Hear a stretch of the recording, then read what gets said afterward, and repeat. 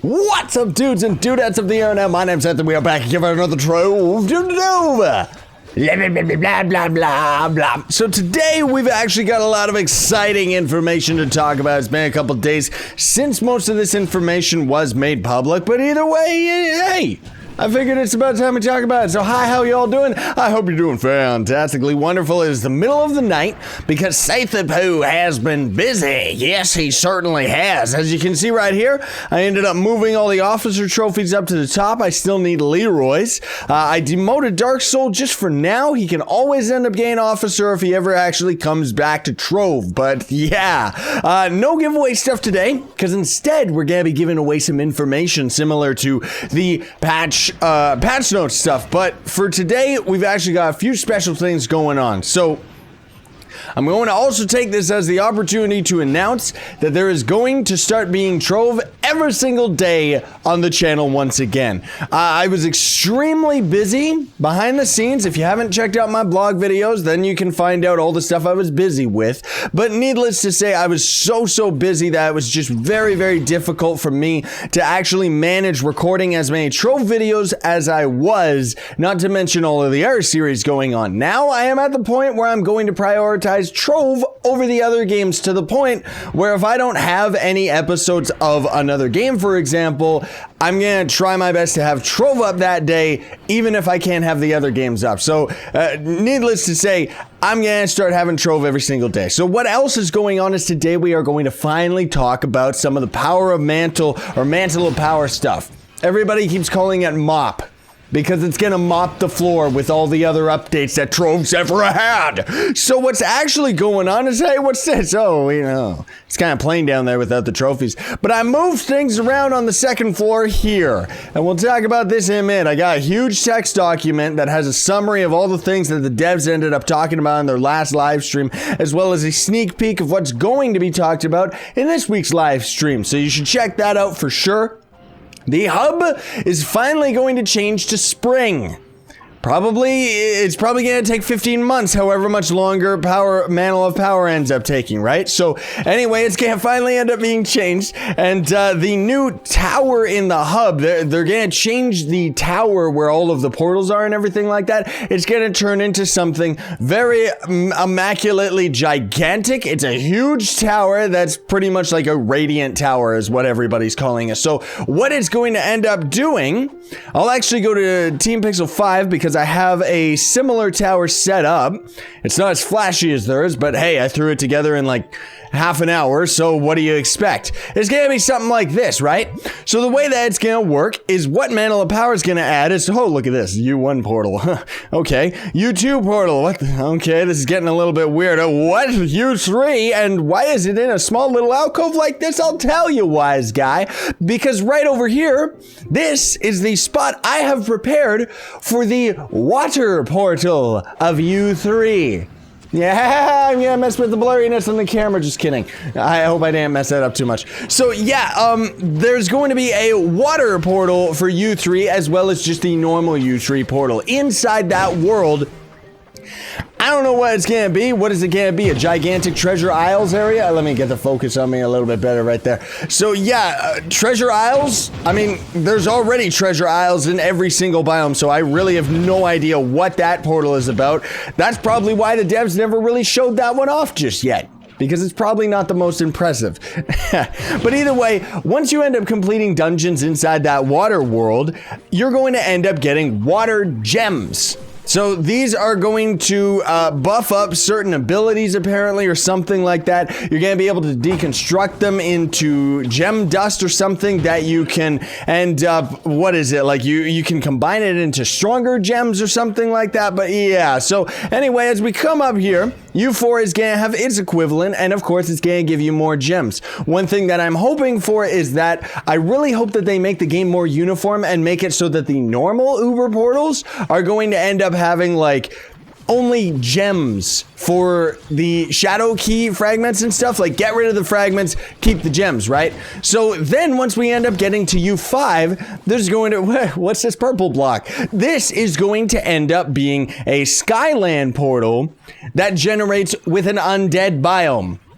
Turns out it's only going to generate with undead because it's called like Cursed Skyland or something, so they're not gonna have different biomes generate in the Skylands, but either way, it's still pretty cool. So what that's gonna do is be a new type of generation within the current parameters of the game. It's just going to be just undead biome generated Skyland, and then in there, you're going to end up getting wind gems or air gems, I guess, because they're trying to keep this whole elemental thing, right? So then we got U6, and then of course, when we go a little bit higher up, there's going to end up being U7. Hashtag confirmed. And then what's this? The new lava world portal is gonna be showing up here. And that is going to be an entire world where all of the ocean has been turned into lava. So the SS Draconic ship, which goes through lava, as well as Kibiri. I can't even find my stupid mouse. But yeah, so there's gonna be a fire portal, gonna be pretty cool. But one thing that I am dreading already is the amount of grinding that is gonna have to go into all of this, because you're going to need every single type of gem for all sorts of special stuff, right? So anyway, we come up here and oh, suddenly U8 hashtag confirmed. And then when we get to U8, now this is where it gets interesting. There's going to be a shadow portal, and this shadow portal is going to go to a brand new, beautiful shadow world biome. Yes! It's got new enemies, it's got new invaders. Invaders come like all the time. It's got rivers made of spikes, and it also has a new dungeon called the Colosseum. Yeah, one thing that they did hashtag confirm about the shadow portal is you're not going to be grinding any enemies in there because there's no drops or anything like that. The only drops are going to be coming with the Colosseum. So what you're going to end up doing is you're going to go into a big, beautiful Colosseum, similar to this one, except all shadowy and evil, right? And then there's going to be a wave machine in the middle of it. Once you activate it, it's going to spawn waves and waves of enemies. Just, as far as I know, it's just infinite, and you have to survive long enough, survive for the time limit. This is all subject to change, by the way, but you survive the time limit. And then once you end up completing that dungeon, you're going to be rewarded with a unique chest that is going to require a fire, water, or air key. Yes! So that's what those gems are also going to be used for, is forging the new keys. And inside those chests that are from the Shadow Colosseum, you're going to end up getting your hands on, wait for it, stuff like crafting recipe items, not crafting recipe, items that are required in order for you to craft stellar gear, which stellar gear is of course on top of radiant. I know we never really talked about this that much in the videos, but I wanted to talk about it all now because it seems like they're starting to get things a little bit more under control, and hopefully MOP is going to be coming very, very soon, but it's probably still 15 months away. But either way, what stellar gear so far right now, as they've talked about it, it's going to cost 2 radiant souls. So once Mantle Power goes live, you're going to deconstruct your radiant souls or your radiant items into radiant souls. So save up your radiance, save up all the garbage ones that you got, don't get rid of them yet. Either way, it's gonna cost 2 radiant souls and then a bunch of other weird resources that you're gonna have to get specifically from the Shadow Colosseum. The other rare drop that can happen in the Shadow Colosseum is very powerful gems that will augment your character's abilities. Now, we've kind of talked about this a little bit, but I wanted a little bit more information before we did because, you know, I wasn't sure were they gonna end up making new abilities. Was it gonna just augment a couple of your abilities? Turns out that as of right now anyway, not saying that they can't add more in the future, but there's only going to be one type of gem that's going to end up augmenting one of your class's abilities. So some of the ones that they ended up talking about was the Neon Ninja. You know when you right click and you throw a shuriken? Tongue twister. He actually gets a giant shuriken that phases through enemies and gets them snared every time it hits them. So that is actually very, very cool. The boomeranger ability that they showed is you will throw down a big bomb, and when it explodes, it will turn into the chickens. Now, just to say this, everybody, by the way, they have confirmed U9, nothing about U10 though. One thing I do want to mention about this is if that is actually true, then that means that the Boomeranger is single-handedly going to become the strongest class in the game, because right now he's kind of on par with the Lunar Lancer just because of all the dragon buffs that they gave all the classes. But when you use his ultimate and you get the chickens, that's like the strongest like attack in the game for that guy, right? Even more stronger than the Lunar Lancer, because you can kill the boss in like 1 second, not even 3 like the Lunar Lancer, right? So that'll probably end up making him the strongest in the game. We don't know what the Lunar Lancer's augment is going to be, but anyway, the Pirate Captain is going to be able to throw down 2 turrets. Very, very lame, not very flashy at all. And in fact, there was a glitch way back when the Pirate Captain first was introduced where you could throw down 2 turrets. So it seems like they're just taking that glitch and turning it into an actual thing. Yeah, Gunslinger is gonna actually jump back into being a playable class though, because his ability makes it so that when you use his ultimate, you're not going to end up running around super fast or shooting super fast. Instead, he's going to shoot nothing but charged shots. So that's gonna make him very, very powerful. He's actually gonna be a very viable class, like legit. Then they talked about the Draconis ability, where you throw down his Draconis bomb, and it's going to have a chance. I don't like the fact that it's a chance, but it has a chance of spawning a little dragonling that's going to breathe fire on enemies. He's adorable and he causes all sorts of damage. Now, one thing that I thought of immediately, because I want to note and point out that when this ally did get summoned, it actually was draining health very slowly like the Tomb Raider allies, right? So what this says to me is that I wonder if the Chloromancer's plants can end up actually healing those little guys out, because if that's the case, I want to get a dragonling army, and doubly because that means that a Draconis / Chloromancer duo could actually be extremely overpowered.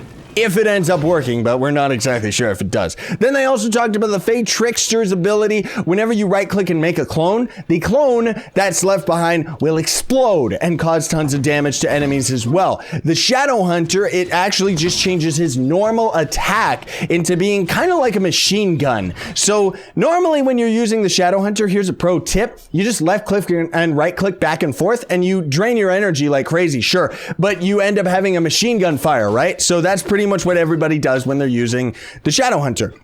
Now they've changed it so that when you have the gem, remember this is all if you have the gem that augments your abilities. You're not gonna end up getting this stuff anytime soon, new players, unfortunately. So yeah, anyway, the normal attack is turned into a machine gun. Unfortunately, I don't think this is going to make him any more of a viable character, because his attacks themselves and the ranged attacks in this game are very, very glitchy. Even look at the Chloromancer. When you go point blank up to a chest, he'll actually start shooting up, even though you're shooting straight at it. There's just so many glitches with the ranged attacks that I really don't think it's going to make the Shadow Hunter any more powerful than he should be. Like, seriously. Either way, it's still very, very cool, and it looks fantastic. It really, really does. So the other class abilities are going to be shown this week on their live stream. And yeah, everybody's very, very excited for it. So what Stellar Gear is going to end up doing for everybody, if you didn't already know, is it's going to end up putting a video effect on your head. So you know the radiant aura that goes on your weapon? Now there's going to be a stellar aura that goes around your head. And although the Stellar Gear is going to start with a couple auras, most of them are going to be found as a rare item. I'm assuming from the Shadow Coliseum, so that there's a reason and purpose to actually grinding it. Now that said, that's the thing. I myself personally have been grinding secretly on Trove like crazy, like a madman, so that I could have myself prepared to get Stellar as soon as possible. I've got all my radiants covered, like seriously. So depending on how much grindy it is in the Shadow Coliseums, I may end up getting Stellar day 1. I'm hoping that I do, unless they end up changing the amount of radiant souls required, which they very well could between now and when it actually launches, right? So anyways, the thing that's exciting about that, no, I kind of lost my place here. What was I talking about? Yeah, the amount of radiant souls has changed. Stellar Gear, the auras, that's right. So what they actually have for the auras, like I said, there's gonna be rare items and stuff like that. But anyway, the biggest point is that radiance are not necessarily going to be as rare as they are currently once these other portals end up coming into play. So for example, U9 could end up being like a very, very viable way to hunting Radiance. So it might not even be like, it might not even be a good thing for me to be grinding Radiant items now, because when the new portals come in, it'll probably be a lot easier, right? So yeah, the other thing too that I do want to mention, this is just a theory. I'm not saying that this is actually in game, but I have a very strong suspicion that they would put a stellar pack in the store. Why wouldn't they? They did it with Radiant, but thankfully it'll be like $50, so no one will actually buy it.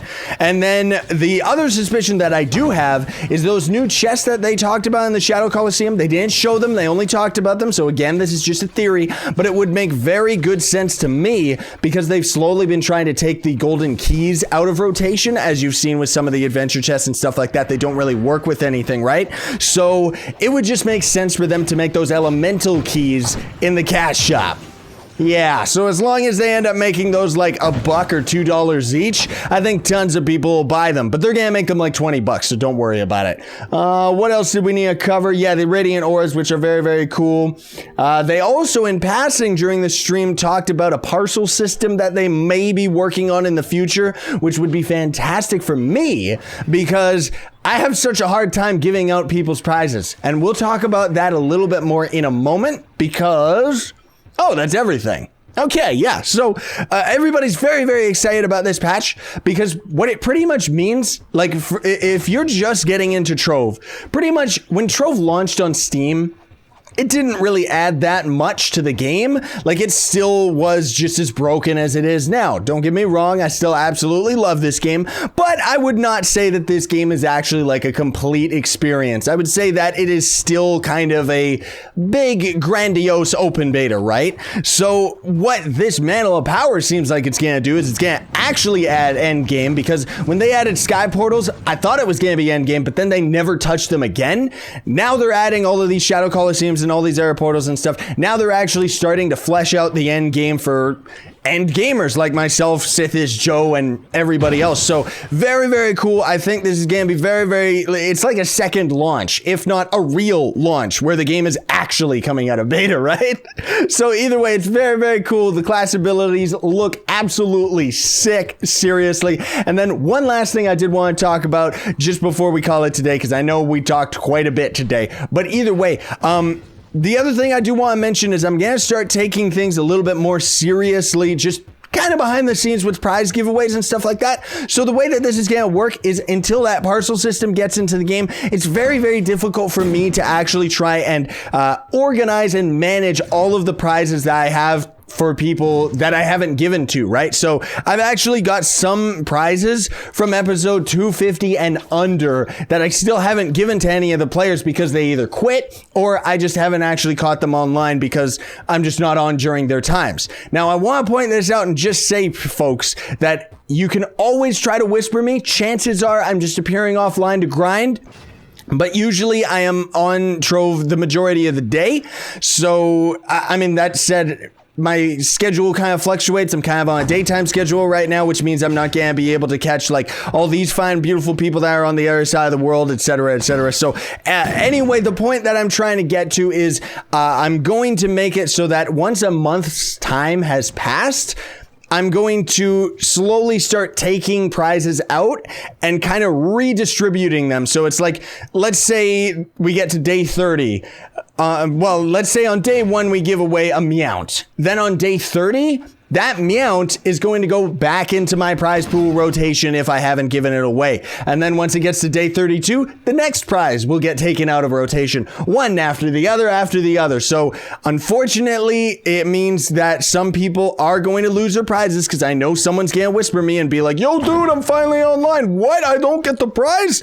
And it's like, there's not really anything I can do about that. So anyway, I just wanted to talk about that today, and also just to clear things up and let everybody know that yes, Trove is going to be coming out every single day once again on the channel. And for a little bit, I think the episodes might end up being like micro shorts, but I'm kind of experimenting with the length of the episodes. Like this one, of course, is very, very long, but there was a lot of things I wanted to actually talk about today.